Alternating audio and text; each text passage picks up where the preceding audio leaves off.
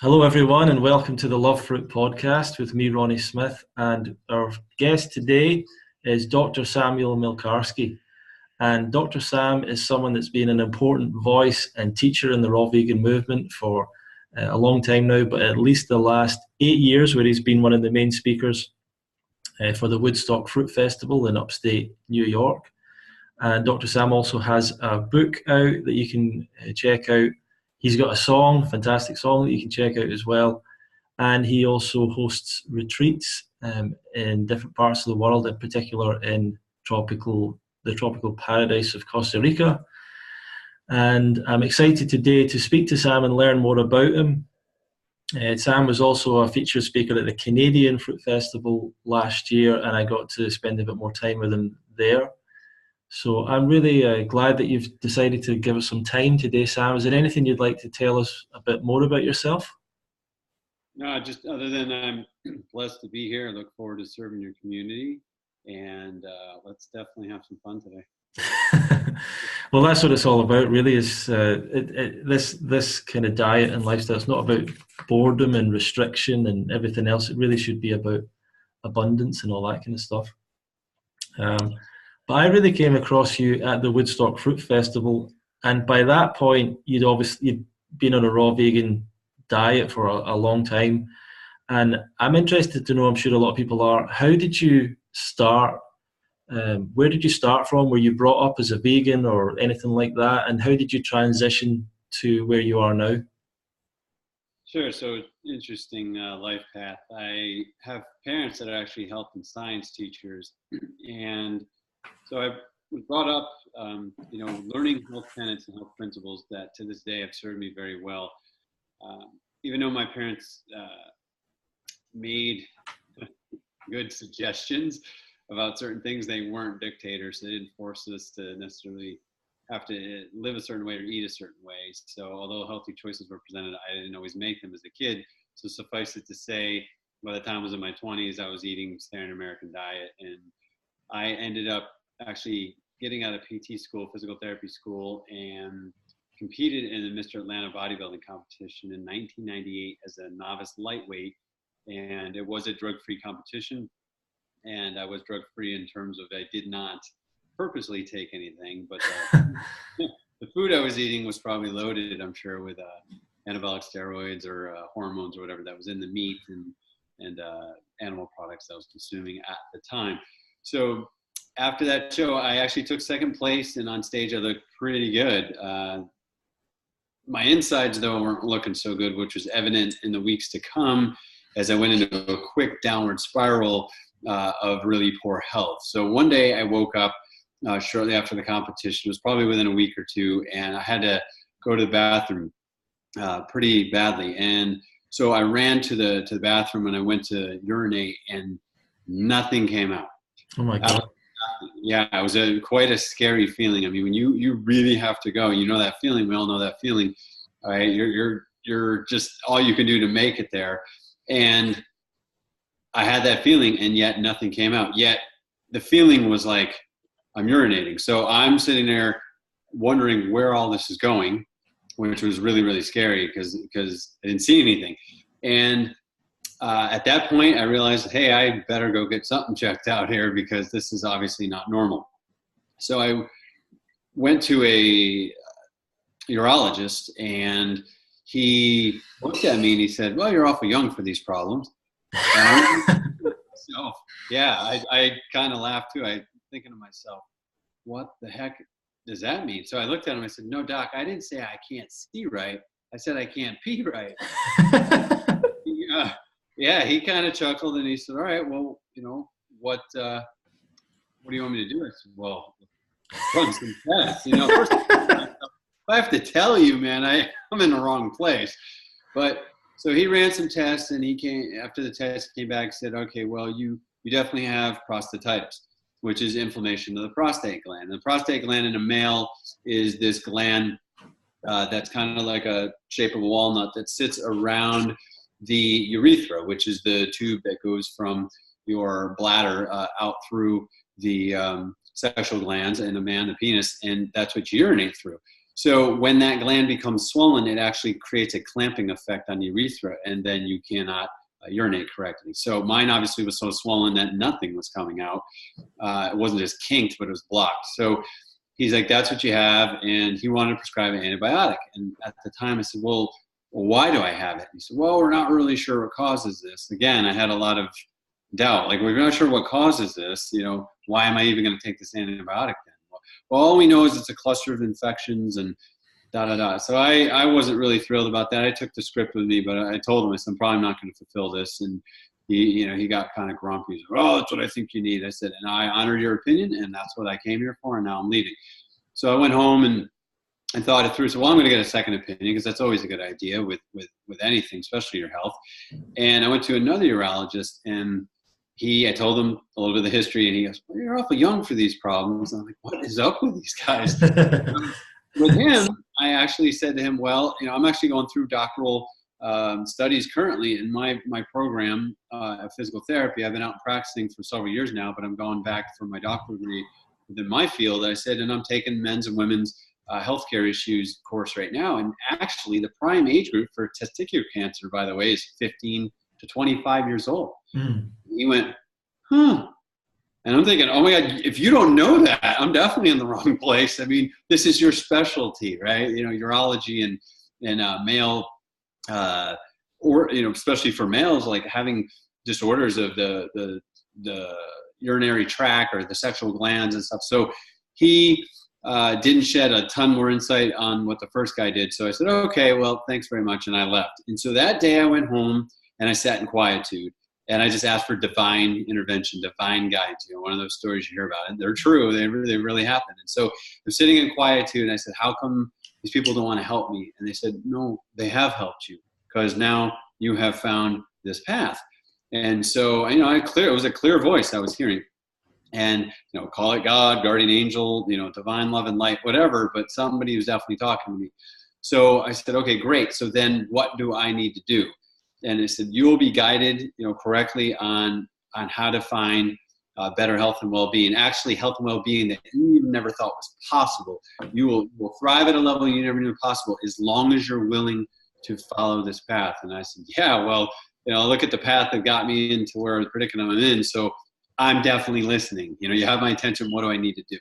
So they said, okay, well, the second thing is this. You have to promise to always give back. You have to promise to, once you are shown the way, you have to promise to always give back, because if not, the lessons are going to be even harder. Are we clear? I said, oh, we're clear as day. And so that was the path that I walked starting from that day, and it just never looked back. So after that day, it was interesting, because I came across a Leonardo da Vinci quote that said, vitality and beauty are gifts of nature for those willing to live according to its laws.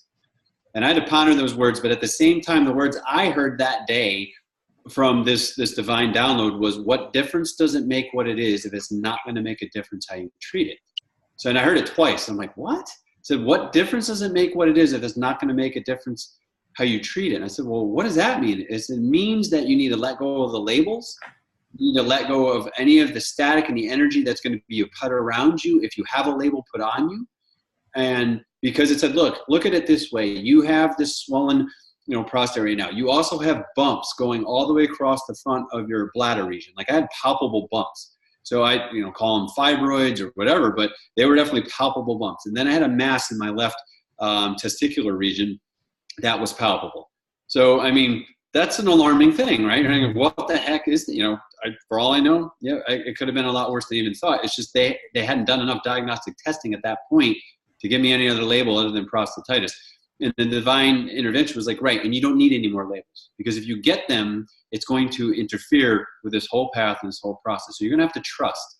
And so, call that faith and whatever. So I did. And at that point, moving forward is when I found this path. And so very shortly after that, I went vegetarian. And then very shortly after that, I went vegan. And very shortly after that, I went into raw foods. Pretty much that transition happened in probably less than a year, because that started in 98 and 99. I was like at a very high amount of raw food, and then moving into the year 2000, I just went full on just to see, like, would that make the difference? And for me at the time, it did. And it was a very enlightening path. So that's how I got on this path. And after feeling really good and conquering those health challenges, and other than what I've already mentioned, I had significant back pain, groin pain, depression, because I was definitely depressed in the way I was feeling, and basically fatigue, a lot of fatigue at that time. So those on top of all the urogenital issues and the palpable masses and bumps, whatever. I overcame all that stuff by living a healthy lifestyle, and adopting a raw food diet, at the time was definitely part of the journey and part of the thing that I accredited to helping heal my body. So that's an amazing story, man. And can I just hear that Leonardo da Vinci quote again? I just wanted to write that down. Absolutely. Vitality and beauty are gifts of nature for those willing to live according to its laws. That's amazing. Yeah, and it is. And I am a huge man of principles, call it, maybe it's just part of it being a Leo or whatever, but Leos definitely are a lot about integrity and a lot about principles and things like that. So I love that quote, because I like to call things guidelines, though, over laws. Laws seem strict, and I know people fight the law and they fight laws. They don't want rules put on them. So it isn't about rules. It's about principles of health, just like it's about principles of raw food diets, principles of rehabilitation, and principles of other things in life. When you follow principles, I think you're more likely to succeed, especially in the long run, because there is a saying, and I don't remember who said this. You could research it online. I know people have taken credit in the more modern world, but it's not their saying. I did look it up once, and there was a dude from the early, 1900s or maybe even late 1800s, but I think it was early 1900s. And here is the saying, and I love sayings. You've heard me speak before, so I listen a lot in memes, rhymes, analogies, stuff, and stories, and even riddles and stuff. But that's how people learn. But here is this, and this is because I always say, when it's mine, it's a Sammyism. But when it's not mine, I don't take credit for it. I wish I give proper credit on this one, but it goes like this: methods are many, principles are few. Methods often change, principles hardly ever do. So again, methods are many, principles are few. Methods often change, principles hardly ever do. Wow. And I love that, because it's so true. I mean, principles stand the test of time. And I can tell you right now, those who succeed with raw food, if that's their chosen path, be it 100%, or even if it's not, even if it's 70-30, 80-20, 90-10, whatever split they're doing, they will succeed long-term if they follow principles versus methods. Okay, people want to debate methods and everything. I mean, you can see that across the raw food continuum. This method and this method and this, and people just want to sit there and rip each other apart, which is really sad. Instead of uniting, they want to rip each other apart over methods as opposed to following principles.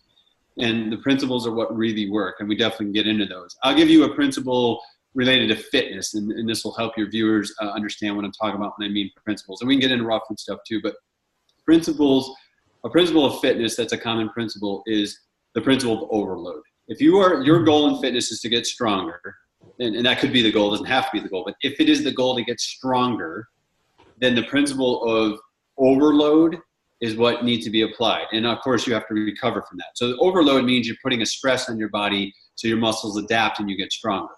The methods would be free weights, machines, kettlebells, pulleys, lifting heavy rocks, using the elastic therapy bands. Those are methods. They all work. That's why people want to sit there and debate it. Like, this is better than this. And yes, some methods have advantages over other methods, but they all work, because if they didn't all work, people wouldn't be getting results with all the methods. So they do all work. And it's a matter of following the principle of overload. So, that's just one example. And again, in raw food, we could talk about the principle of getting a wide variety of foods so that you become optimally nourished. And again, this is a principle that's often violated. People start out really well, but then they get very narrow, I think a little too narrow in their diet, especially in the long term. Then they suffer deficiencies, and then they want to say raw food doesn't work, and then they jump ship and go over to some other extreme, and then completely, unfortunately, sometimes at that point, bash veganism or raw food and say, oh, I found the way, it's definitely eating meat and this. And hey, if that's their path and it is what needs to work for them, then that's their chosen path, no judgment. But the reality of it is, a lot of the times in these cases, if I actually looked at all the factors, especially if I find out more about that person, say, oh, I'm just curious of why it didn't work for them. I'm always curious because I'm always studying and analyzing and finding strategies to help people as a wellness coach and a rehabilitation specialist. But the reality of it is, most of the time, principles were violated. It's like, it's like, well, what was this person eating? Well, they're trying to live on bananas practically only for months on end. Sorry, you're going to run into deficiencies. Unless those bananas are somehow magical, grown in some crazy nutrient, bacterial-rich soil that has some kind of hybridized nutritional profile to it, it isn't going to subsist. Yes, we know people can thrive for a while on nothing at all. I mean, people fast for days on end and actually get stronger if it's done correctly and it's done at the right time. It could be a topic for later, a whole other interview. But the reality of it is, you're not going to usually thrive, just eating a mono diet for long periods of time. That's not how we're designed and meant to eat. And again, that's just a principle that I find people often violate, and therefore don't always succeed long term. That's fantastic, man. I love the methods, principles over methods. Yeah. It's funny that you said about how you speak with sayings and phrases and sound bites. That's one of the things that really stood out to me when I listened to you speak, was you had all these fantastic little sound bites, little quotes and things, and it really is effective. It really does stick in your mind. And I love that Da Vinci quote. I'm gonna frame that, put that up on my wall or something. I like it. Can I ask, Sam, who were your mentors? Like, I know that you had the inner guidance, but I'm assuming that you came across some people as well in the real world who were doing this, and maybe you came across books or whatever was available at the time. Maybe there was a raw food potluck in your area. I don't know. Who did you connect with when you first got into this? Yeah, I was blessed in that way. I mean, you talk about divine intervention. In my hometown of Roswell, Georgia, there was actually a couple, Jack and Gideon Graff, that were running a raw food support group. Now, as we all know too, there's another principle, right, of just healthy lifestyle. Surround yourself by supporting loving people. And that's one of the beauties of, going to festivals, and we can get into that later. But look at how many supporting, loving people around you that are in this lifestyle, that you're way more likely to succeed when you have that support around you. So I was blessed that Jack and Gideon Graff were running this raw food support group at the time, because I could walk in and say, hey, I'm new to this and I'm open to learning. And interestingly enough, one of the first people I met, at the first potluck, I'll never forget, I walked in and I said those very words. I said, hi, I'm Samuel. I'm new to this, but I'm definitely open to learning more, because I was kind of guided to find this path. And the first person who walked up to me actually was Don Bennett. And I know you, Don. Him and I have been friends ever since, that day. And he actually just left a few weeks ago, back in December.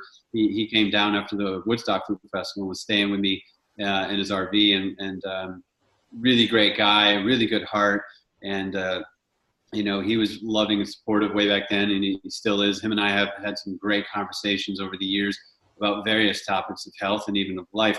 So Don was very helpful, because he said, okay, let's just start here, gave me a couple resources to start. And I took a look at those things. I said, okay. And I remember going back to another meeting going, okay, wow, this is just kind of, a different way to think. I'm going to have to unlearn some things and relearn some things. And he said, yep. And that's how it's going to have to go. If depends on what level of health you want, right? If you had to rate your health, like where you want to be at, you want to be a 3 out of 10 or a 6 out of 10 or a 10 out of 10. And, that's a scale I'm used to using with patients and clients anyway, regarding pain, a pain scale, where's your pain today, 0 to 10.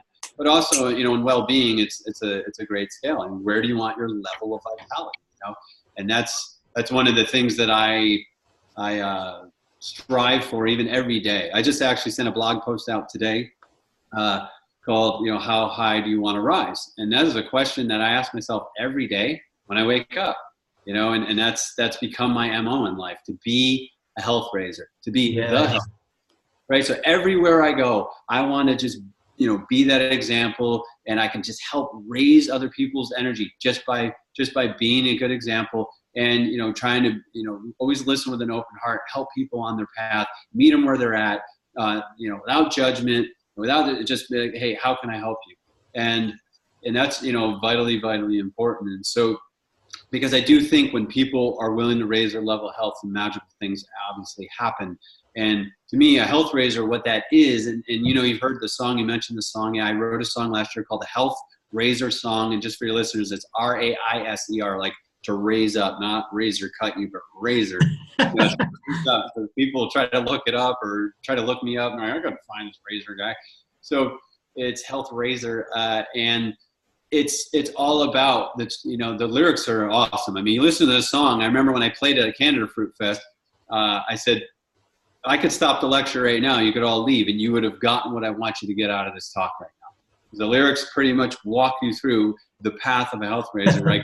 The evolution of a health raiser, and that is so vitally important. And I wanted to reach people on such a deep level. And as we know, music does that. You're a musician. I love your music, and it's just a great way to open people's heart and meet them there. So, yeah, that was a good person to have met, you know, Don, for sure. And then I was blessed that some raw food events came to Atlanta. There was, I'm trying to remember, Raw Passion actually was the name of the event. And let's see who was there.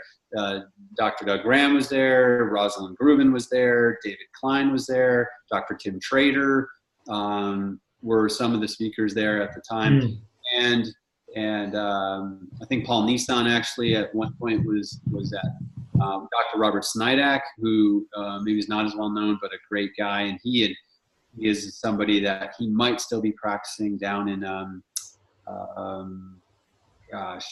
Central America. I'm trying to remember now. Oh, Belize. And his place, I think, is called Vida Clara, which means the clear life. Robert was a great guy. He definitely, him and I had some amazing talks, heart to heart. So, you know, those were some of the people at the time that were promoting raw food. And I thought I received a good education from them in terms of just, hey, here's what it's about. And, you know, here's some things to consider, and here's some resources. So I was blessed for that. And then there was the raw stock events that Dave Klein did out in Sebastopol, California, and near that area, and actually went to attend those. And then eventually I even gave a little presentation at one of them. And it was an awesome community there, because, you know, the movement was growing and people were getting into it. And that was really, really exciting, you know, at the time. And then after that is the evolution of Raw Spirit Festival. And that was Happy Oasis Vision, and some really, some different people, you know, came to those events. I mean, one of those events, I remember, was like 2,000 plus people in Sedona. Wow.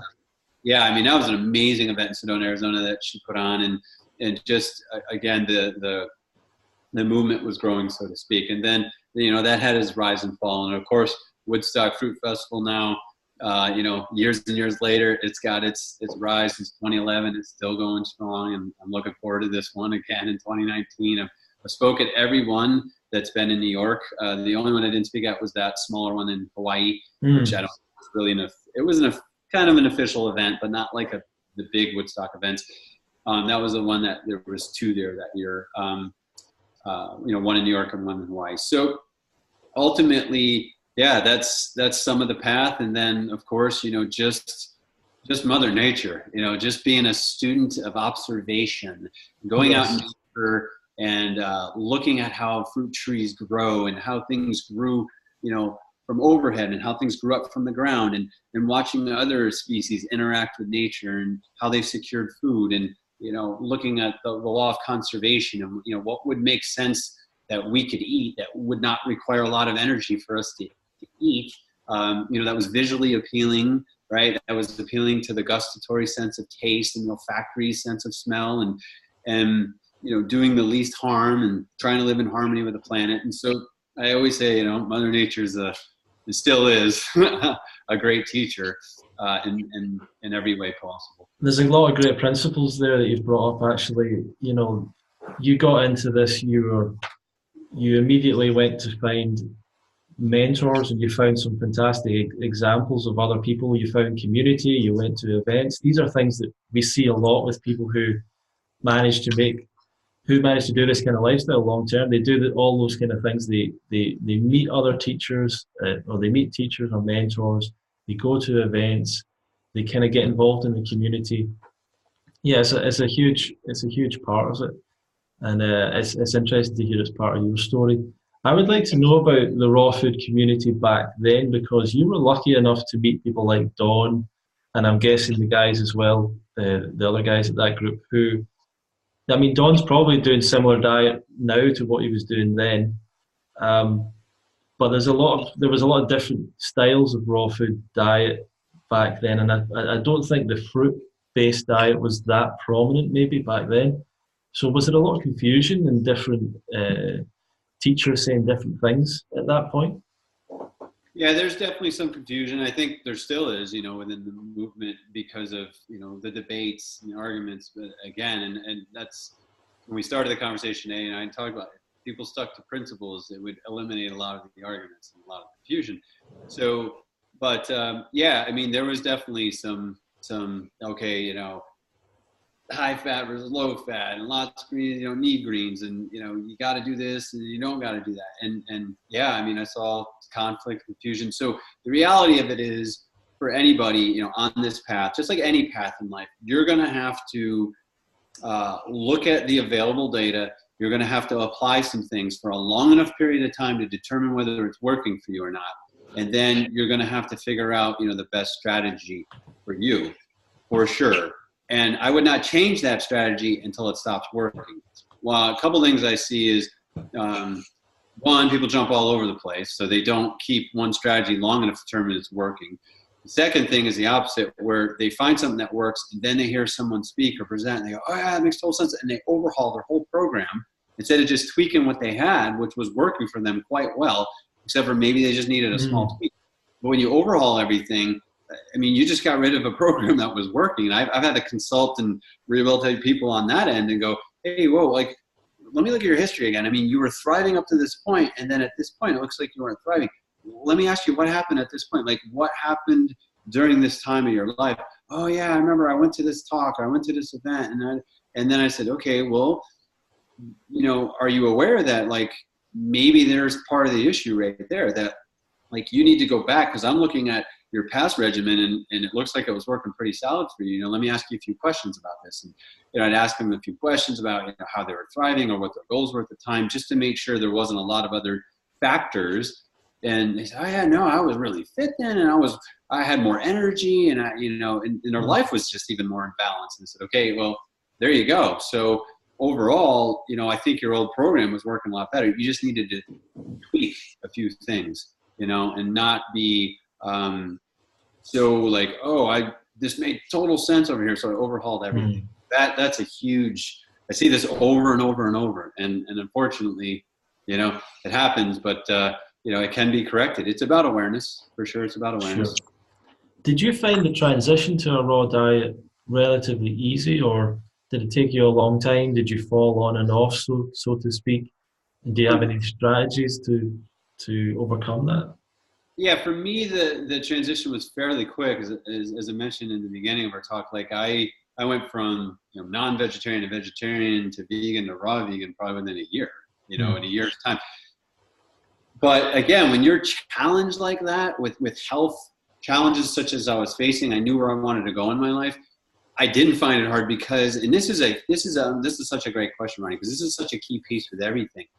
You have to have a big enough reason. You have to have a big enough reason in life. You have to have a purpose in life. And I knew at that point with this divine intervention, this is the path I wanted to go on, the health raiser path, and I actually think I always say this, born a health raiser. Because like I said, my parents, health and science teachers, when I was in utero, I was probably being programmed on some level with the health sciences, but I came out crooked. And actually, crooked hips, I was born with something called hip anteversion, where the femurs are torqued, and I had to actually be pigeon-toed to make my hips fit straight. So I wore that brace that had the bar between the 2 feet that looked like the shoes are on backward. So I never really learned to crawl right, and development issues. I ended up in first grade, so I had some challenges, cognitively. And I was asked, I was given the choice to stay back. I wasn't held back. I actually was given the choice, and I made the right choice to stay back because I was allowed to catch up in life. And then that's the other full circle moment there is, again, learning to master the basics, right? Like, what do you do in first grade? You learn to master basics. You learn to read, you learn to cut, fine motor skills. And can't say my handwriting has improved that much for first grade. You know, what do you expect? I was probably destined to be some kind of doctor, right? You know, the handwriting. But the reality of it is my ability to write, if you read my blog or you read my book, that is really me writing. I don't have ghostwriters, and I write my own stuff. I can write very well and have a good use of the vocabulary and a good use of and a way of like distilling things down to make people understand complex subjects, make them simple. But to go back to the question is to have that big enough reason. And for me, I mean, I knew where I wanted to go, and I still know where I want to go. That's why I'm able to stay on path. Yeah, we all have our challenges, sure. And like I had my challenges along the way. You know, sometimes we're throwing curveballs even. You got to figure out what the heck is going on. But that's why having a system and having principles will always serve people. So for me, it wasn't as much of a challenge as I think it is for other people. But at the same time, sure, there were things I didn't want to give up. Pizza and French fries are my two favorite foods. So the strategy there was like, well, hey, let me transition to healthier versions of these things. I found that brand Amy's. Amy's organic. So, you know, it was Amy's with like, you know, the soy cheese. And then I remember going to the one that had the shiitake mushrooms and like no cheese at all. Then I went to just basically eventually no pizza at all because it wasn't serving me anymore. So the lesson in there was this though, I transitioned in a way that I still honored spirit. I still honored myself. It's like I wanted the pizza. I wasn't going to make it about deprivation. I was going to transition fast enough to reach my goals, but at the same time, always honor spirit. And that was a beautiful thing. I'm glad I did that because I know that other people have tried to go the other way where they don't. And then they kind of fall back or they really struggle and they go through this vicious cycle of keep struggling. You got to keep honoring your spirit. I mean, learning definitely occurs in layers. You know, evolution is a process for all of us, and growth of our life, and hopefully, you know, we always want to keep growing and evolving. So, but I could throw that out there. You know, having a big enough reason will help people transition, you know, much faster. Honoring your spirit always will do that. And you know, thank God for people like Chris Kendall. Him and I became very good friends years back. And he's an amazing person, heart-centered, love him. Shout out to Chris Kendall if you don't know who he is, therawadvantage.com. He's a great guy. He ends up usually chefing my retreats, the one I have going on again this year in March in Costa Rica. He plans to chef that one as well. But he, you know, has mastered, you know, raw food from a chef standpoint. So you want pizza? Buy Chris's book. He just came out with this amazing book, you know, about like raw vegan pizzas. My God, you couldn't ask for a better book.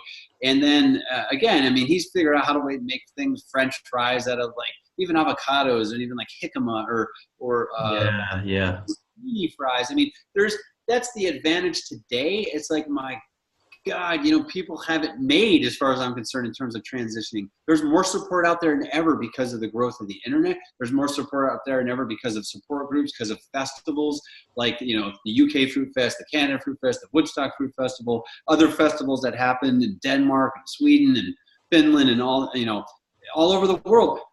So it's like, I think it's easier now than ever for people to succeed, you know, in this movement, if they want to. If the reason is big enough, it's easier than ever to succeed in this movement. Yeah, plus there's a lot of people who are doing it the right way now, I guess, and not maybe just trying to sell superfoods or whatever, you know. I'm not saying that's a particularly bad thing, but I think people have an advantage in that there's a lot more people doing it sort of the right way, I guess. But what I was going to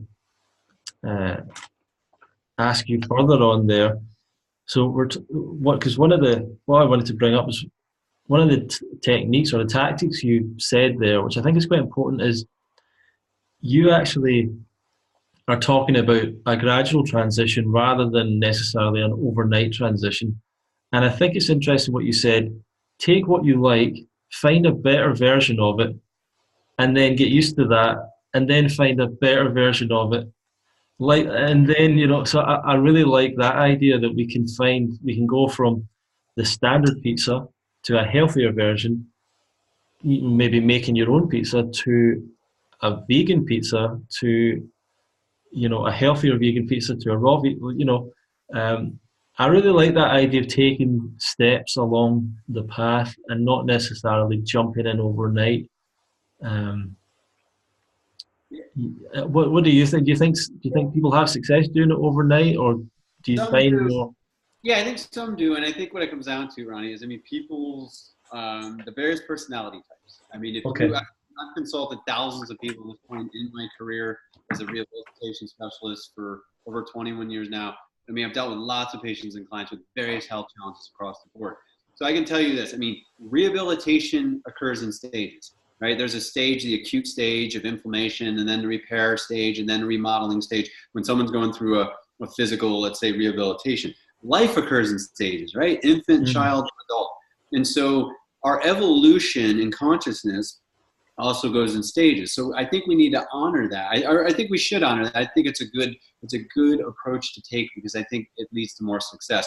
Some people are like, well, that, I disagree. I mean, it's just crazy. Like, if something's just not good for you, then you just shouldn't eat it at all. It's like, I understand what they mean by that, but at the same time, to try to take someone from point A to point B, you have to honor where they're at when you're coaching them. And then also when you're going through this yourself, you have to honor where you're at. It's like everyone's mastered the whole, let me beat up on myself, like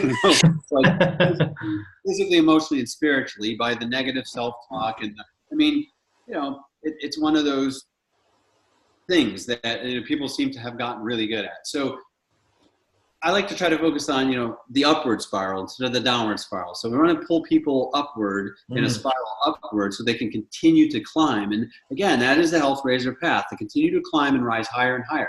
I mean, I continue to look at my own regimen on a weekly basis, on a monthly basis, even daily. I have a system I follow to keep myself accountable to what it is I say, and how it is I say I want to live and where it is I want to end up, at the end of the day, end of the week, end of the month, end of the year, even by the end of my lifetime. So, I might live many lifetimes, who knows? So it's a matter of, I think for most people, doing it in stages is a really good idea because that's just how learning occurs for a lot of people. I have definitely consulted people that have that baptism by fire mentality and attitude, like, no, throw it on, I can do this, bam, and they change overnight.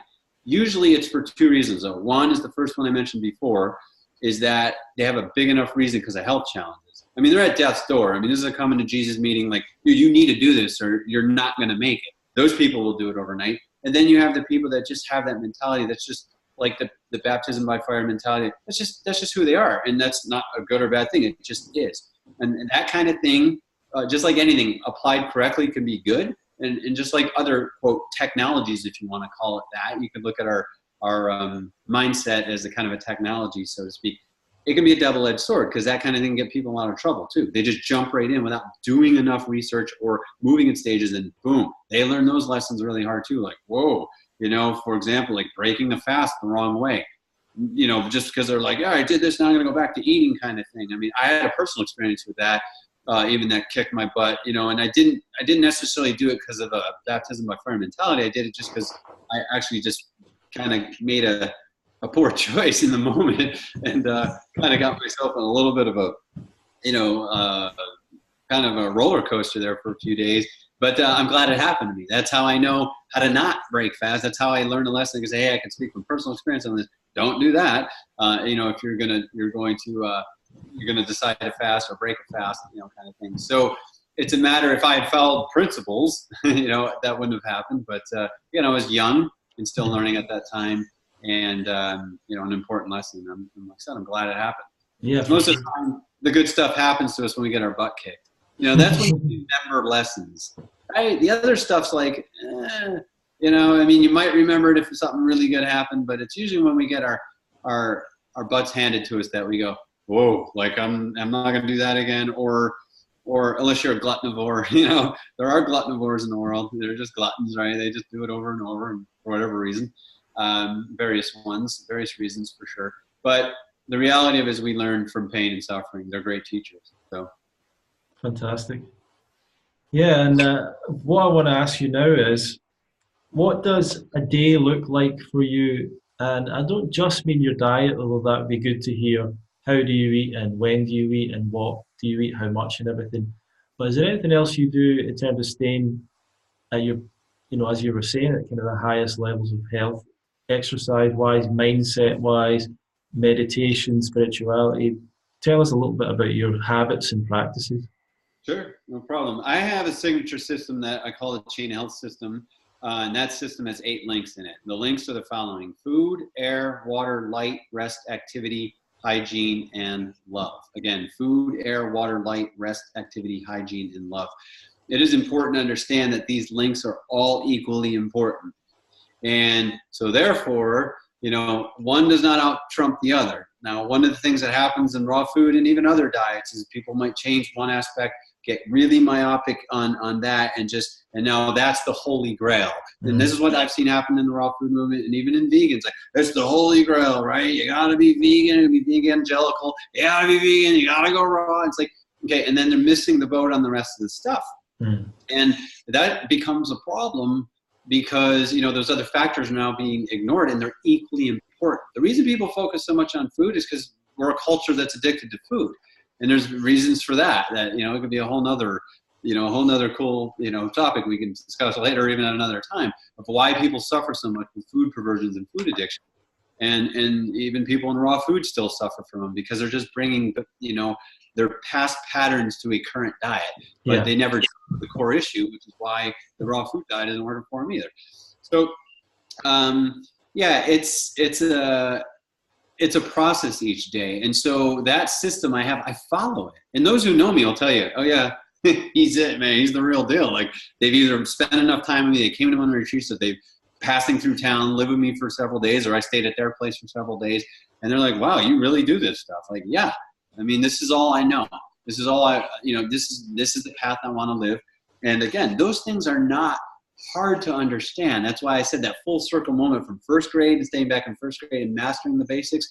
Well, what do most great coaches do? They teach you how to master the basics. My parents were great coaches. Mother Nature's a great coach. These are basic things. And these are things that all living species on this planet are bound by these things. That's why I call them the essential 8. These are not optional. They're essential. That's why they're called the health essentials.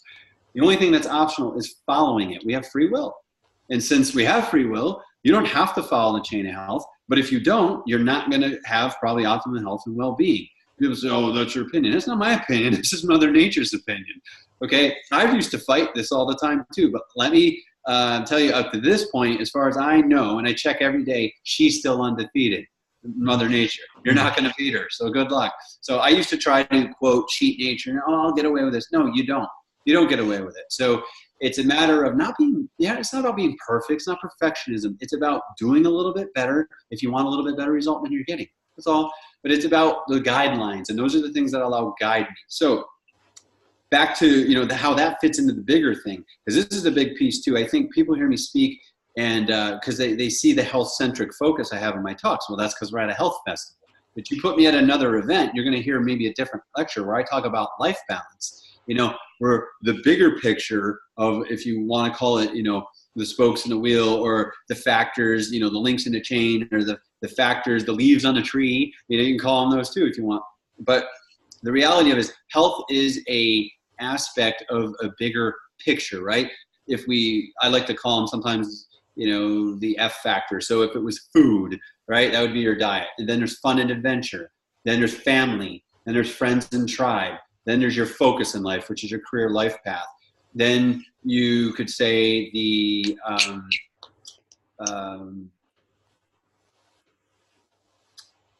other factors, I'd say, like, your growth and evolution, like things you're learning about, that kind of thing. And, there's all those things matter, all those things matter. They matter just as much as the diet. And this is how to bring about the life balance, peace into the bigger picture of everything else. And so when I set up my day, it's very structured. And people that know me will say, oh yeah, it's Dr. Shank, he's very like robotic. I don't think I'm robotic at all. It's just a matter of very laser focused on certain things, because I have found, for me anyway, structure and discipline are a great thing. Structure and discipline are what help keep the balance. I tell people, like, hey, I track my health every day on pen and paper, and they go, well, that would drive me insane. Like, no, actually it does the opposite. That keeps me sane. Because let me ask you a question. Like, I ask people this question: what'd you eat 2 days ago? What workout did you do 2 days ago? You know, what time did you go to bed 3 days ago? You have no idea. Why wouldn't? And I wouldn't expect you to know that, because that's stuff that you don't need to keep in your head. Like, it's stuff you shouldn't be trying to track in your head. That's what pen and paper is for. And I say pen and paper because it's a written contract at that point. I wouldn't go to an app. I might develop an app eventually because everyone's so whatever techie, but the reality of pen and paper is it's like a written contract, and there's something about the connection between the brain and the hand and your soul that is a circuit that's formed that when you write it down, you're less likely to probably lie to yourself, you know, as opposed to pushing that button. And so here's the reality of the chain of health. Like, when I follow it every day, you know, I have the 8 factors written down the page. If I did what I said that I was out to do, the boxes get checked. If I don't check the box. Because if you check the box, you're lying to yourself. Because then what happens is, at the end of the week, you go, God, I don't know why. If you're feeling off, per se, let's say, God, I'm feeling off, I don't know why. Well, let me check the week. Oh, that's weird. I've done everything. That's because you lied to yourself. Oh, wow. When you didn't check the boxes, at the end of the week, you go, hey, why do I feel off? You missed your bedtime, you know, 4 days in a row. You didn't meditate 3 days in a row. You worked out once. There you go. I mean, there was no consistency. And so this is the beautiful part about this system and these things, is it helps people prevent what I call the great disconnect. This is huge. The great disconnect is when people suffer from what they think they're doing and what they're actually doing. You know, some people also call this delusion. I do too. Like, it's delusion, right? We all suffer from some form of neuroses, psychoses, and delusion. Welcome to being human. It's okay to admit that. We all suffer from that. The reality of having structure, the reality of having a system, a spiritual practice, you know, be it meditation, qigong, yoga, whatever it is, it doesn't matter, is it keeps you balanced. Just like all that stuff I was talking about, your friends and your family and your finances and your, you know, the fun factor, all that. You have to keep that in balance, or else you will succumb and become a victim of your neuroses and psychoses, right, and delusion. And then all of a sudden you're like, hey, my life's out of balance, and I don't know what the hell I'm doing, and I'm distracted by 100 zillion things in my life because I have no focus and structure. And that's how that happens. It really is that simple. Now, there's work to be done. But people are like, oh, it can't be that easy. It is easy in theory. Yes, it is a little bit harder in practice because common sense isn't always common practice. You know, we know that. But the reality is, when you have a system to follow and you structure your day and you actually schedule things, you're more likely to stay on point. We scheduled this meeting today, right? I mean, hey, I'll call you at this time. And we got online and we made this happen. It's happening. And now we're serving people. Hopefully people get a lot out of this, including what we're talking about right now. So I structure my day. I mean, I take my day and actually write it out. And the night before, I would actually even structure it. And then the next morning, you know, I'm gonna review it. But I already know in the morning. For example, I woke up this morning. I was up by like 5:30. I went into meditation. I was really excited because I started a new meditation practice. I mean, meditation's not new, but this practice is new, and I'm thrilled about it. And you know, I don't want to speak much of it yet because I just started it, so I can't really say, well, this totally works, because I mean, I just started literally day one today on this new type of practice. But I'm really psyched because it's speaking to my spiritual warrior side. So I'm really excited about that. And ultimately, the meditation practice went really well. So after meditation, I came out and I definitely connect, you know, with nature. I went outside. Meditation was inside to start, and then I went outside and I put my bare feet on the earth and I connect to the earth. I get really quiet and I make a connection to the earth, because that is our source energy, right? You have source energy from below, the earth energy feeding us up, and then you have the energy from the heavens feeding downward, the moon, the stars, and the sun. So we are that cosmic antenna between heaven and earth, and that's one of the principles in Qigong that I teach, and you know, that Qigong teaches as well. It's a principle. So it's a matter of making that connection, because that's where I want to start my day from. You know, being totally balanced between the two worlds, so to speak, of heaven and earth, so that I can be this cosmic antenna, and receive these downloads I need to then crank during the day and be able to serve people with an open heart. And so I will review after that. I come in and I review my day, and I like actually look at it. Okay, this was what I had planned in these hours. Okay, my blog post got done. That was scheduled. That went out today. Some people, might not have received, might not want to have received something on a Saturday. I don't know. I can't worry about that. It's like, this is when I wanted to put it out. The way I looked at it is, because I always try to see things with different perspectives. I send a blog post on a Saturday because that's probably when people actually got to their email. They're getting caught up on a weekend. Mm-hmm. They actually probably read it, as opposed to the week. They're so busy. And, they might actually take time to be in a space where they could receive it. But those that want to are going to read it, and those that don't. I can't worry about that. But it was scheduled to have that done. It was scheduled to have, some other things done this morning that got done. It was scheduled to come out to my brother's house. He lives about an hour from me because my parents are visiting.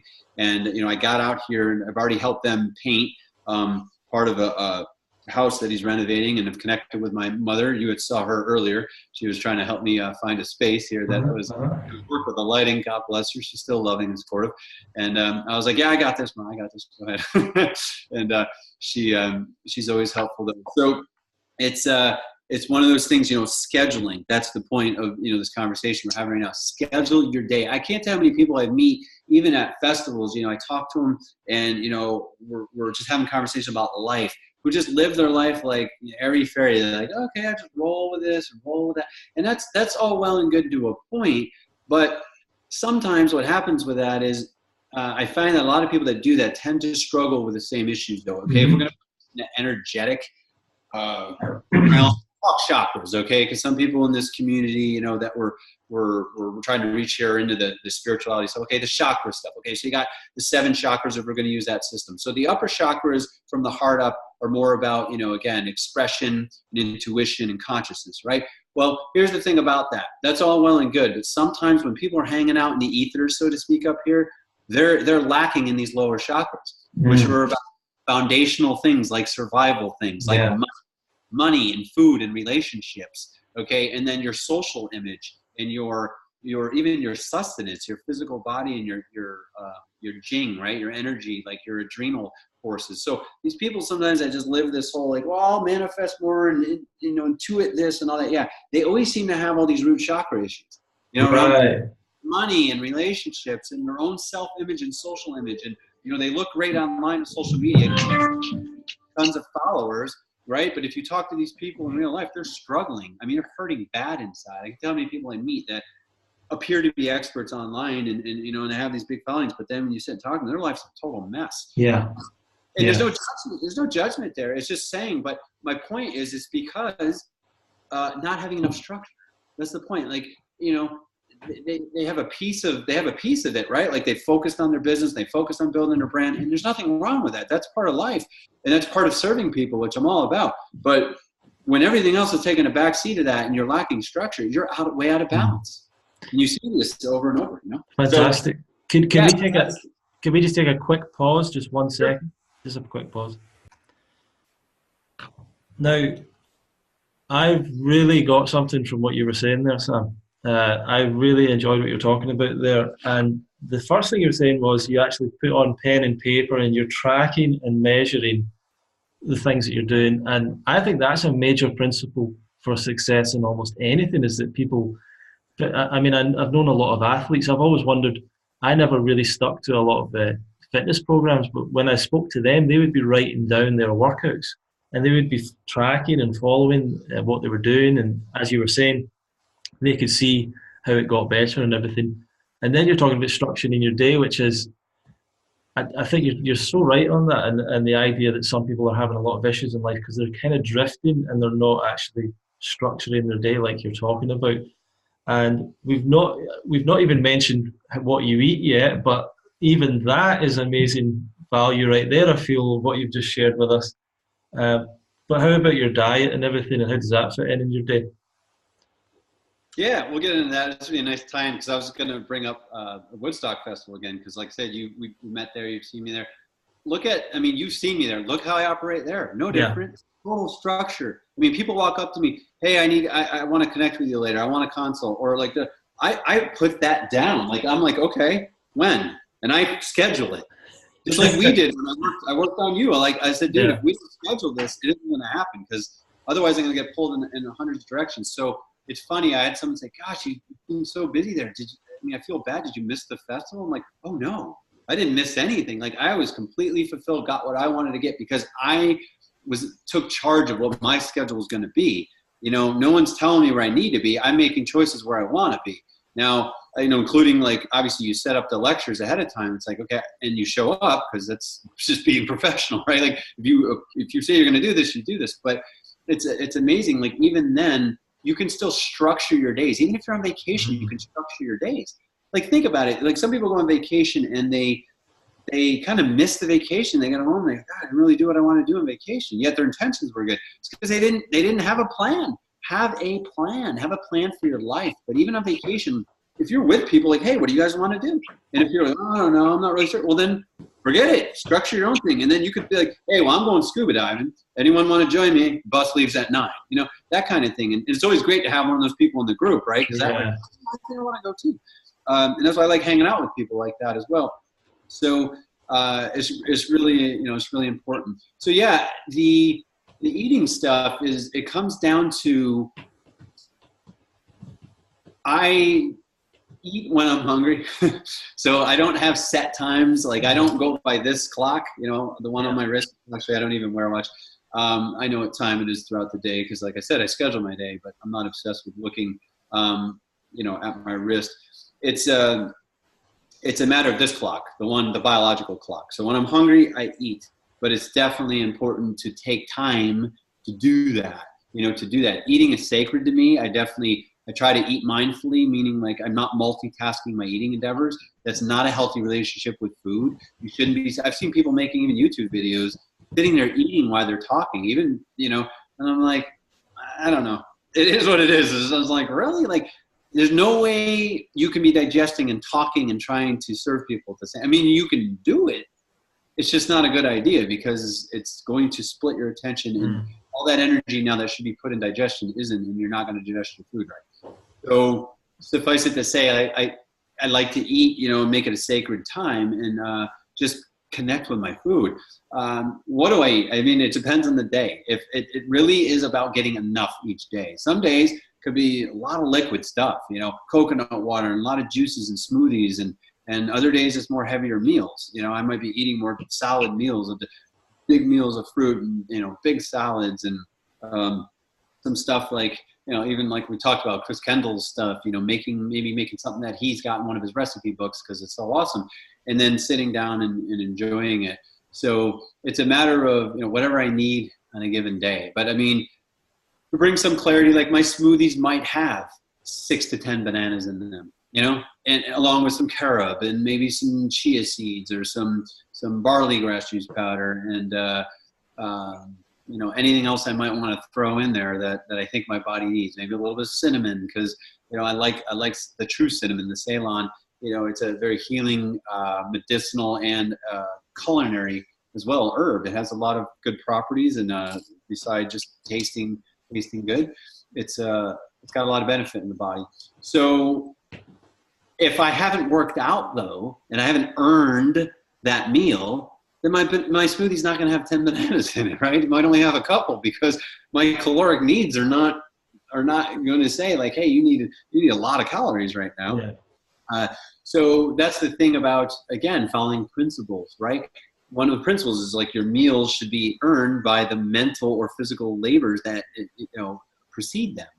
Like if you haven't earned the right to eat a lot, you probably shouldn't be eating a lot. And if you do eat a lot, I'd keep it low cal at that point. If you just need some kind of sensory input, or I don't know, you know, you're doing whatever you're doing with food, you should just be using food to reward hunger. It's really the only reward that food is for. And I'll expand on that in a second. But the reality of it is, hopefully, if you're going to just stuff your face and you haven't really earned it, then do it with something low cal like celery. Because that way, if you overeat, you're not going to like gain a lot of weight or something like that. So it's a matter of you know, meeting the needs that I have to meet each day. But I do eat from a variety of classes of food. So fruits, vegetables, nuts, seeds, sprouts, legumes, tubers, herbs, grasses, grains, and wild edibles. It's a plant-based diet. I mean, that's what I eat from all those classes of food. And what combinations depends on what my body needs at the time. You know, I do think food combining is a good idea. I just don't get obsessed with it. I mean, I've had people come up with me in the festival like, "You're going to eat that?" I'm like, whoa, what's the matter with it? And I thought something was wrong, like it fell on the floor, or there was a bee on it. I was about to get stung in the lip, you know, because that happened to a few people that one year with the cinnamon rolls, because the bees were just on them and people didn't see it, and they landed on their plate. But they said, "Oh, it's greens. You're going to eat greens with fruit?" I was like, "Oh my goodness, like take it easy." Like, yeah, like what's wrong with that? You know, it was like romaine and celery, and I was eating fruit. They were freaking out. I was like, "Yeah, that's fine." "Oh, you're not supposed to do that." I was like, "Okay."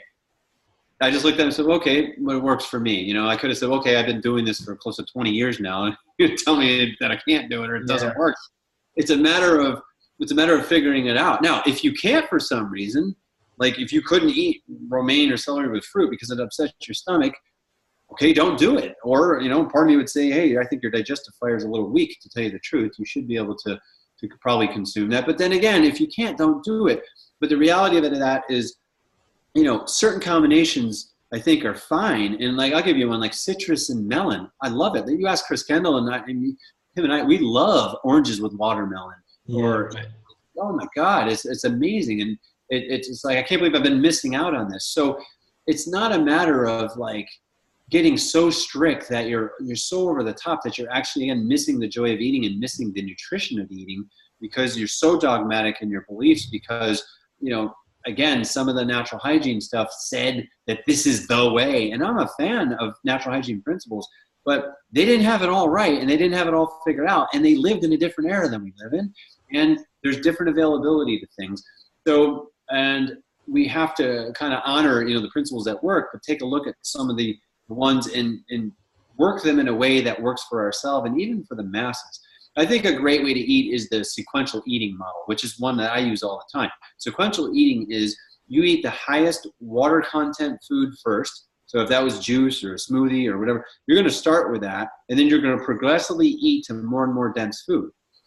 And so what ends up, the reason why this works is, one, for a lot of people when you're coaching them, and even the Americana way of doing things anyway, which isn't always the healthiest, by the way, but people are used to eating in courses, like a 6-course meal, an 8-course meal. So that's why it's easy for them to adopt sequential eating as a mindset, because they go, oh, it's just courses. I'm used to eating in courses. Exactly. Restaurants bring you dinners and courses, right? The first course is served. The second course of the meal is served. So sequential eating kind of follows that, which is cool. The second thing is, if you fill up on high water content foods first, you're less likely to overeat on the denser, higher caloric fatty foods that you might end up overeating on because you didn't fill up on the other stuff first. So that's the other reason sequential eating works, because by the time you get to that denser food, you're going to eat just what you probably need to eat. You're not going to overeat on it. But if you haven't filled up enough on that other food, your body's craving calories. Here comes the fat, and here comes the high dense foods. Here comes all the gourmet raw foods because I didn't get enough calories and nutrients for the day. And even at this meal, and boom, and it's this vicious cycle. And that's one thing where people fail and say, "Oh, raw food sucks and it doesn't work, and I was better off in my old diet." Yeah, because your old diet and way of eating was actually more balanced. That's why it worked, you know. So I think sequential eating is a great principle. So I just wanted to comment on that because you asked me to describe, you know, what I eat, how I eat, and that's definitely a principle I follow. I followed that for a very, very long time, and I still do. It's probably why I continue to have success in this lifestyle, and it's really an important principle, and I highly encourage people to actually try to apply it. You know, I think it's a good thing, and you know, it works really, really well. So. Excellent. Well, let's go into events and retreats. I know you've got a retreat coming up, and do you want to tell us a little bit more about that and where people can find out more about it as well? Sure. Yeah, the retreat coming up is in March. It's in Costa Rica, and this year I'll be at a place called Casa Nautica, which is down near Dominical, which is in the South Pacific side of Costa Rica. And I'm really excited. Chris Kendall, as I mentioned, is planning on chefing my retreat. I spoke with him the other day. As of now, he's planning on being in Costa Rica himself and said he would do my retreat. So again, if you come to my retreat, you get Chris Kendall for a week too. what more could you ask for, right? I mean, people in the community that know Chris, he's just so lovable, and he's so knowledgeable, and he's so heart-centered. That's why I think I resonate with him so much, because we just have so much in common that way, in terms of life path and choices and consciousness. And I wish I had his culinary skills, though. I mean, I have some, but not his. But that's his craft, and that's his mastership. That's why I want him and not another chef.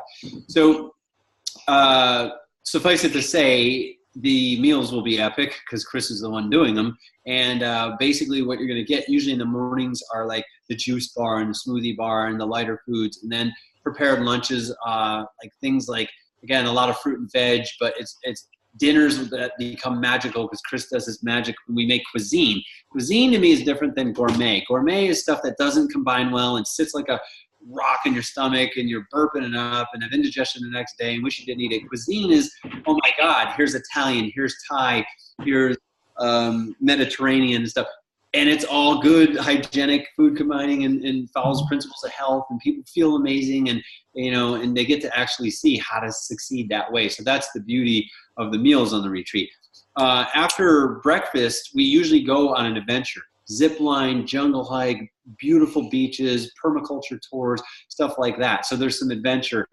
We do fitness classes. I lead some corrective exercise classes that are really fun. Chris usually teaches yoga at some point, or I have somebody else in the valley teaching something that they're good at related to fitness. I teach Qigong as well, which is a powerful movement meditation / well-being practice. And then I work on people throughout the week. So there's body work, where people get corrective structural body work done, and that's just enhanced people's lives. I mean, people will come to me on the retreat with some crazy stuff that has resolved by the end of the week, just after a couple of sessions, which is really obviously rewarding. I always like to say, well, Mother Nature healed you. Again, I was just kind of the conduit to allow it to happen. But the reality of it is, it's a cool part of the retreats that I think distinguishes my retreats from other retreats. Because people would say, well, how is your retreat different? Because of being a skilled body worker and rehabilitation specialist for over 21 years, that's an added thing that people experience on my retreats. Then we like I said, we have the epic meals at dinner. We do fun things at night. We have like things like game night, movie night, maybe dance or disco night. And then game, like I said, game night, other things where we connect, like massage circles or partner drills or stuff like that. Reflection time throughout the week. It could be an activity that has to do with art, or maybe people are just trying to tap into their inner musician or something like that. So there's a lot of everything. So it's as I like to say, food, fun, and healing adventure. When you look at it like that, or it's just like food, friends, because there's connections, fitness and rehabilitation, and a fabulous education, because there's health empowering lectures as well. That happen. I teach the whole chain of health system that we were talking about, the 8 links. We go through them, we dissect them. I show you how to keep it easy to make it work for you in your life.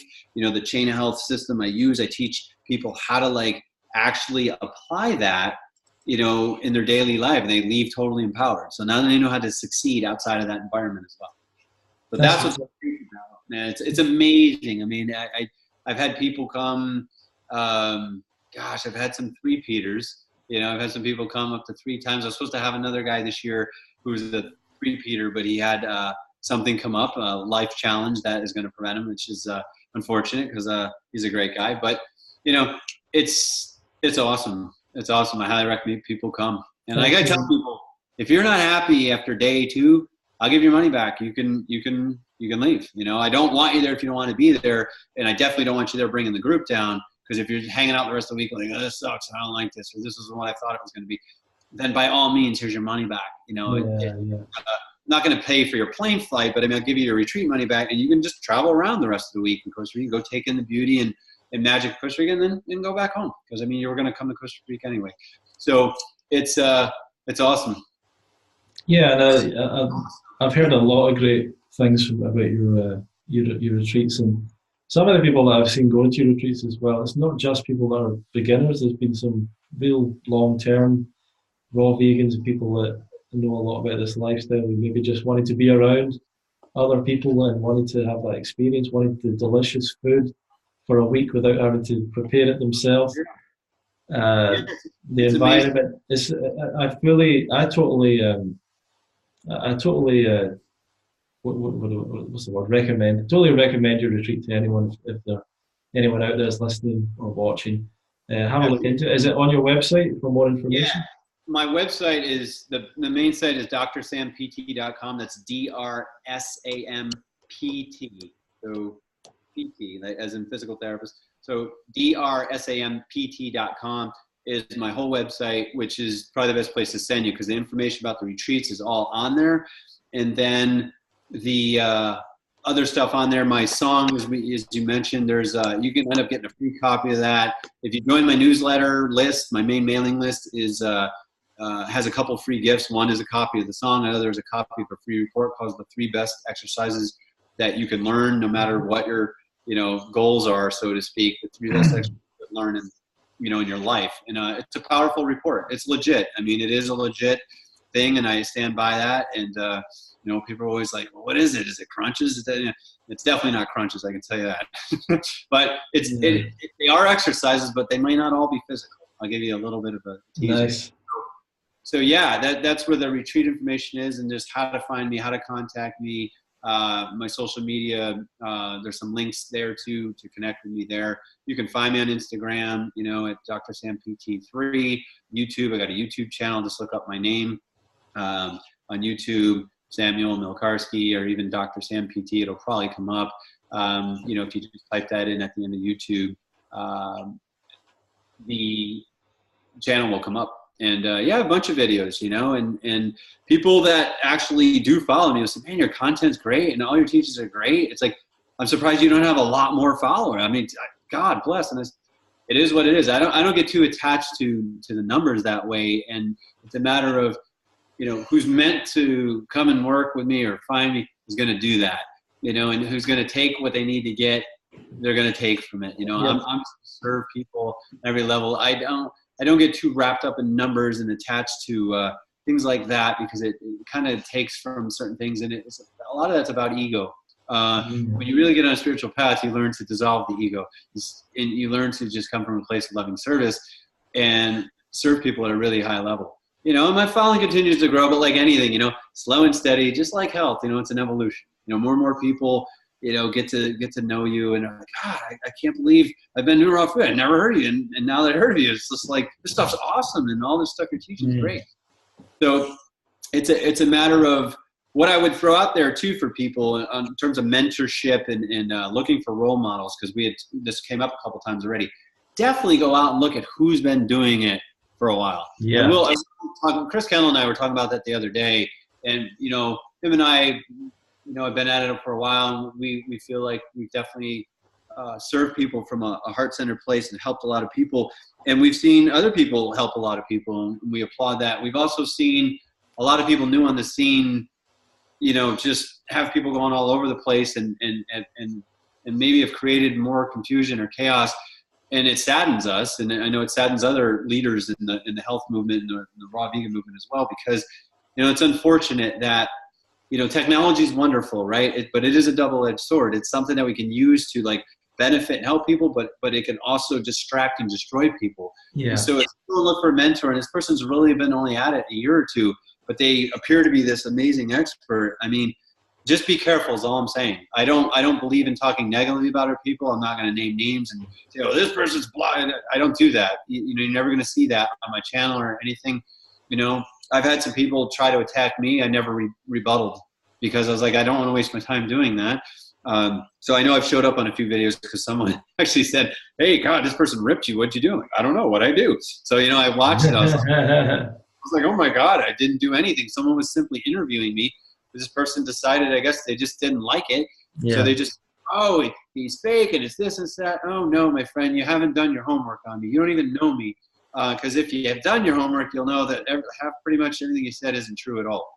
But, all I did for I remember one interview I was in, what I did is I stated, I did post something on that person's YouTube channel because they were nice enough to interview me, and they were kind of getting attacked too. And I was like, wow, what the heck is this about? They simply interviewed me, and their people were usually nice, but all of a sudden it was almost like they freaked out. So I just made a post making clarifications, like regarding this, da da da da, regarding this, da da da, you know, and that way, if people actually took the time to like watch the interview or they read it, they're like, oh yeah, no, like this is fine. I mean, everything he said, I already got out of, you know, that. Like, what were people watching? You know, that was funny because I read a few comments and that's what they said. God, what were people watching in this interview? All this was an interview of this person interviewing him. And yes, they were selling something at the time, but that wasn't hidden. That was made very clear up front. But you would think that we were doing something evil or something. Yeah. Like, oh, this is a scam. And I'm like, scam? Like, a scam is when you don't get anything. You know, a scam is when like people are trying to fake being who they are, or you're not actually going to get something if you were to try to have purchased that product at the time. I was laughing and I'm like, wow, man, the world is just a mess. And part of that, again, is we talk about not being structured, right? When you're not structured and you're not being balanced, your mind isn't balanced. And so therefore, right, you just are all over the place, including how you process things. But when you're looking for a mentor, for sure, find someone you resonate with. You know, I hope that, you know, some of your communities resonate with what we've talked about today. And I hope to see some of you at my retreat and meet some of you at the fruit festivals.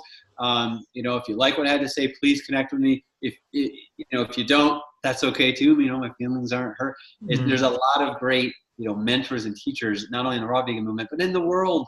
But whoever you're going to go look for, make sure they got some experience. You know, make sure they actually have some experience, not only, you know, in what you're seeking out, but in life. Yeah. You know, in life. It's amazing. It's sometimes, you know, I look at like someone's giving all this wisdom, so to speak, and yet they've only been on the planet 18 years or 20 years. And I'm not saying they have nothing of value to offer, but it's like, hey, it takes a while to master things because of the evolution, like we talked about, having to go in stages. And if this person hasn't even really hit the adult stage, I'm not quite sure how they're going to give adult advice, you know, that's going to actually be real world advice. Sure. Not a book they read to make it sound like, oh, they have their whole life figured out. I mean, anyone can read a book and spout it off and make it look like, but, you know, to truly have there's a lot of people that seem to be speaking from a script that they've got from someone, and that's a bit unusual. But let's finish off. Let's talk about your experience at Canada Fruitfest and Woodstock Fruit Festival. Obviously, you've been at Woodstock more, but tell us a little bit about your feelings about those events. Yeah, festivals are amazing. I mean, I heard Ted Carr the other day. He's, you know Ted well, obviously. Mm-hmm. Ted, you and him did the Canada Fruit Fest this year, and he's going to take it on again next year with a team of people. And I heard Ted say something profound, you know, and it's just profound in general. But he said, you know, some of the coolest people I've ever met in life and in business and even in the raw food movement have been at festivals, at fruit festivals. And that's so true. And I can definitely attest to that. I go to festivals because it definitely is just a reboot and a recharge every year, you know, but the reality of it is, like I said, I align with keep trying to climb higher, right? Being the health raiser is a big responsibility because I have to hold myself accountable, keep climbing higher and higher and higher. So what better way to do that than to surround yourself by 200, 400, 600 people that have the same kind of intention, at least even at a little bit of a level going, I'm trying to better myself. That's the coolest part about fruit festivals. These people are there to share their experiences, their triumphs, and their struggles. That's the cool part about the festivals. People are real. I've watched people cry. You watch people hug each other, embrace each other, support each other, and want to help each other succeed. You know, as opposed to it being a competition amongst, you know, who's there at a big pissing contest. You know, I found it to be a place of collaboration, a place where people could come and feel safe and supported and nurtured and secure and helped and empowered and inspired. I mean, they walk away there and their whole life changes. I mean, look at someone like Elise. You know, I mean, she came to the original Woodstock festivals, and at the time she was going to school in Georgia, you know, where I live. And then she went back, quit school. She's like, hey, I don't want to do this. I want to do something else. And then, you know, she just aligned her life with something else and kind of got her brand started, and her YouTube channel blew up, and she's done fairly well for herself. And she's a very honest person, still on her life path, doing her thing. And she's pretty transparent, which I honor. You know, but it's a matter of, you know, she's one of many examples. You know, there was a girl there that I remember one year, He came for support because she was told she had an inoperable brain tumor. Okay, the doctors go, look, we've seen this, but only several times in her life. We know what it is, but we can't help you. So at least they were honest with her, which I respect. So she found support in, the Woodstock Fruit Festival amongst tribe to just be like, hey, here's something to, consider and try. And it's an aspect of health, this, that, and the other. Well, when she went on raw vegan diet, I guess her brain tumor dissolved and disappeared and went away. And, I don't know if this girl's still raw, but the point is it changed her life. Yeah. So it definitely is a catalyst. That's the coolest, I guess, one of the best words I can say. Festivals act like catalysts, in people's lives. It speeds up the process. It helps people change. And, God, there's just so many cool people there. I mean, I think you're a cool guy. I love music. I love your humor. You're real for sure. I mean, that's the thing. Like, you meet a lot of cool, genuine, real people, of all different personalities. That's the thing. You'll see the archetypes. Yeah. You'll see the warrior. You'll see the spiritual warrior at festivals. You'll see the shy introvert there. You'll see the saboteur, but who's made something of themselves because of all the self-sabotaging. So it's really cool to watch all the archetypes even play out. And there's always seems to be people there that can support you no matter where you are. Brilliant. And I just want to say to everyone, this podcast is obviously kind of sponsored or connected to the UK Fruitfest. So if you're in the UK, Europe, wherever you want to come along, it happens from the 21st to the 28th of July 2019 at a place called Croft Farm Water Park. And we've got a bus usually coming from London to help transport and everything. If you would like Dr. Sam to come to the festival, why not tell us you'd love him to be there? And if it works out and if he's got the time and if we can make it happen, then we'll do that. If not this year, next year for sure, or whenever it's the right time to happen. We're completely open to whatever people want to happen. We'll try and make it happen as best as we can. Sam, I just want to say I've really enjoyed today's conversation. I've got a lot out of it. I've really taken a lot of points and taken a lot of notes here. You might have seen me writing. You might have thought, what's he doing? Is he not very focused here? I was just writing down things you were saying because it was really enlightening for me. I love the stuff you're talking about, structuring your day. I love the things about methods are many, principles are few. Methods often change, principles never do. The Leonardo da Vinci quote, common sense is common sense isn't common practice. I love your little phrases like that. Could you finish off with what's your something you want to summarize? Well, before that, I think it'd be great to have another interview at some point because I think you've got a lot more to offer. I think people can clearly see you've got a lot of value here. But just to try and keep the time limits so we don't overrun the recording or whatever, just the last summary or final conclusion of a message you'd like to share with people. Yeah, I'd say that there's a lot of things that come to mind, so it's always like when you're coming to an end, you say, what do I leave this person with, to allow them to feel empowered. And so I'm going to go back to what I said about what the blog post was about today, and that's just, how high do I want to rise? So I'm going to leave you, instead of with a quote or something empowering, I'm going to leave your listeners with a question. Because I don't know how high you want to rise. I know where I'm going, and I know where some of my friends are going because we talk and we support each other. But I think anyone that's found this path wants to rise higher. Something else that was said at the Canada Fruit Fest, actually, a girl from New York, she said, there's this old saying that it's a stairway to heaven, but a highway to hell. And that stuck with me. I wrote that down, when I was there. And by the way, if you're a voracious note taker, that's a sign of spiritual enlightenment, by the way. It truly is. I take voracious notes myself on this book I just started. I've already written in it this morning. It was only day one, and I'm writing all over the book. But you take notes because learning is a lifelong process, right? So she says, it's a stairway to heaven, but a highway to hell. And I knew what she meant immediately. Those steps are hard to climb. Those steps are hard. This is the higher road. This is the higher path. That's what being a health raiser is all about. Am I going to climb those steps? Am I going to rise higher? That's why I ask myself that question each day. Going down's easy. It's a highway to hell, right? Easy, baby. That was a great song. I mean, I love that tune.